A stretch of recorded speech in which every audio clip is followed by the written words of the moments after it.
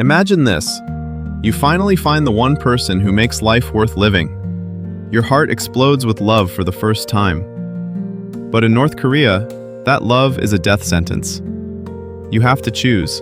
Stay and love her in chains, or escape to freedom and leave her behind forever. What would you do? This is the heartbreaking true story of two North Korean men who faced that impossible choice. Their courage will move you to tears, and their pain will stay with you long after this video ends. If you believe in love and freedom, please hit the like button right now, subscribe, and turn on notifications.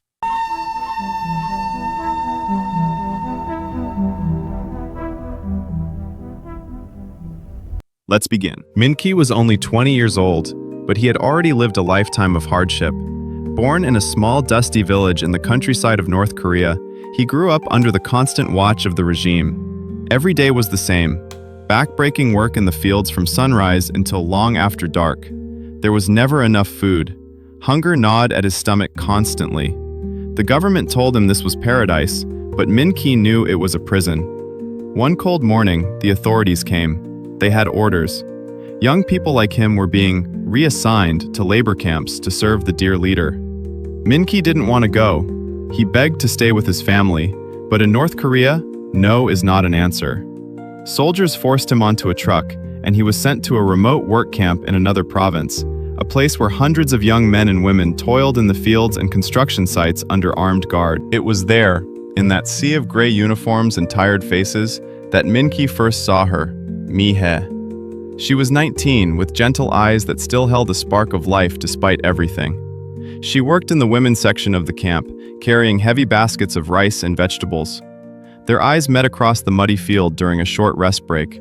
Time stopped. For the first time in his young life, Min-ki felt something warm bloom in his chest. Love at first sight. Over the next weeks, they found secret ways to connect.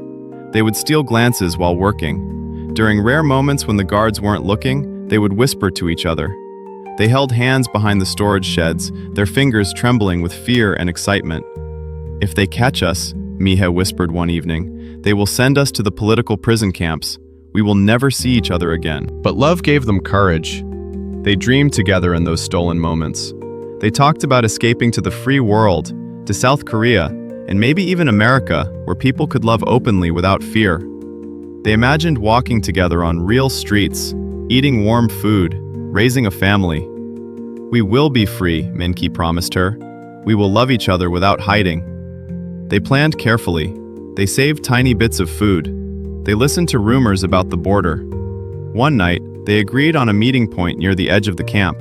If they could slip away together, they would try to cross into China and eventually reach freedom.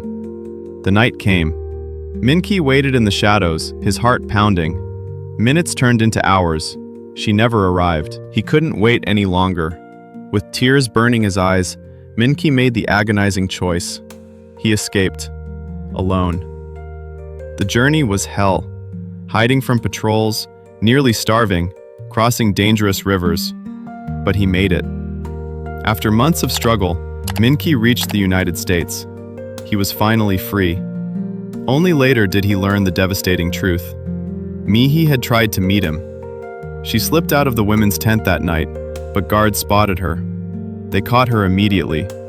Because she tried to escape, her entire family was punished. Mi-hye was sent to one of the worst political prison camps, a place of unimaginable horror where people are worked to death or executed. She will never get out. Her life, her dreams, her love for Min-ki, all of it was crushed by the regime. Even today, in America, Min-ki wakes up at night thinking of her gentle eyes. He left his heart behind in North Korea. This story shows the cruel reality of North Korea. The regime doesn't just control your body, it destroys your ability to love.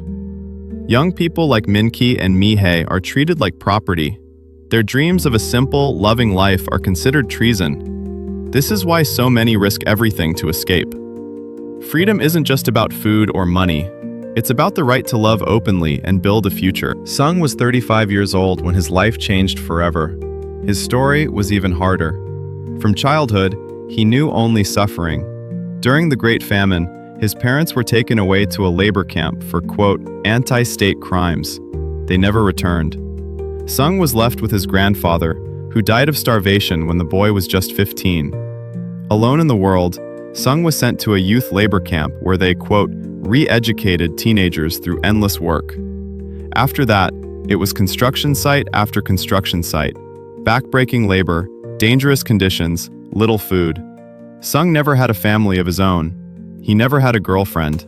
He lived completely alone, carrying the heavy weight of loss every single day. One day, foreign sponsors, allowed in for a special construction project, arrived at his work site. While cleaning up, Sung found a discarded South Korean newspaper. The pictures and words opened his eyes to a completely different world, a world where people had enough to eat, where families laughed together, where love wasn't a crime.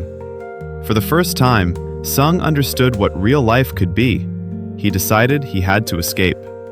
He began planning secretly. He learned the sponsors' trucks had special passes that could get them through checkpoints without inspection. His plan was to hide inside one of the vehicles. Then, something unexpected happened. He met Yan, a beautiful 26-year-old woman who worked as a shop assistant in the nearby town. She had kind eyes and a quiet strength. They started a secret romance. Sung left small notes for her on her window at night. She replied the same way. Their love grew strong in the shadows. For the first time in his life, Sung felt truly alive. One night, he confessed everything. He told her about his escape plan and asked her to come with him. Yan agreed. They made detailed plans to hide together in the sponsor's truck. But tragedy struck. Yan's father found one of the secret letters. He read about the escape plan. Terrified for his daughter, he locked her in her room the night they were supposed to leave. Yan begged and cried, but he refused to let her go. "They will kill you both," he said. Sung waited at the meeting point. Yan never came. With a broken heart, he made the painful decision. He hid in the truck alone. The plan worked. He crossed into China and eventually reached freedom in the West. Today, Sung lives in safety, but he is still alone. He often dreams of Yan. Her face haunts him. He is never married. He says a part of his heart will always remain in North Korea with the only woman he ever loved. These two stories, of Min Ki and Sung, show the same heartbreaking truth. In North Korea, the regime forces people to choose between love and freedom. Many choose freedom, but they pay with a lifetime of loneliness and regret. They leave behind not just family and friends, but pieces of their soul. Yet their courage inspires us. Every defector who makes it out shines a light on the darkness. They remind us how precious freedom is, the freedom to love, to dream, to live without fear. If these stories touched you, please share this video. Tell someone about the reality of life in North Korea. Subscribe for more true stories of courage, love, and escape. Drop a comment. What would you choose? Love in chains or freedom alone? Thank you for watching. Never take your freedom for granted. And remember, love is worth fighting for, even when the price is unbearably high. See you in the next video. Stay strong and God bless.